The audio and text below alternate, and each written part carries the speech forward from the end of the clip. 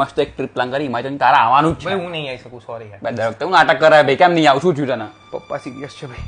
શું થયું એમને? શું થયું અંકલને? છેલ્લા 2 દિવસથી એમને એક્ટિવ ટેસ્ટિલિટી ફેલિયર થઈ ગયું છે. ક્યારે? શું હોય એમાં? 2 દિવસથી શરદી થઈ ગઈ છે પપ્પાને, એટલે નહીં આવી નાટક શકું. તું ઓછા કર ભાઈ, તારા આવવાનું જ છે. ભાઈ મમ્મીએ બહુ ઇમ્પોર્ટન્ટ કામ આપ્યું છે, નહીં આવી શકું. ઘરે ભૂખ્યા મળશે લોકો, નહીં કરું. એવું તો શું ઇમ્પોર્ટન્ટ કામ? દહીંનું દળાવ આપ્યું છે, મારા ઘઉં દળાવવા પડશે, નકર લોટ નહીં આવે, રોટલી નહીં. એનું આપણે સાંજે જઈને દળાઈ આવીશું 2 જણા. બોલ. મારું એક્ટિવા બીમાર છે ભાઈ, એટલા બી નહીં આવી શકું. મારે એની જોડે છેલ્લા પડોમાં રહેવાનું, ગેરેજમાં વેન્ટિલેટર ઉપર છે. દર વખતે બી સારું લાગે આવું બધું. કેમ આવું નાટક કરે? સાચું કારણ કહી દઉં ભાઈ, શું? પૈસા નહીં. બે અમે ને નીચે રાહદારી જોડે ક્રાઉડ ફંડિંગ કરશું, પૈસા કરાવીશું, પણ તારા આવવાનું જ છે. મારે કોઈનું એવું એહસાન નહીં લેવું. તને આયુષની સોગન છે, તે મને કોઈ ફોર્સ કર્યું.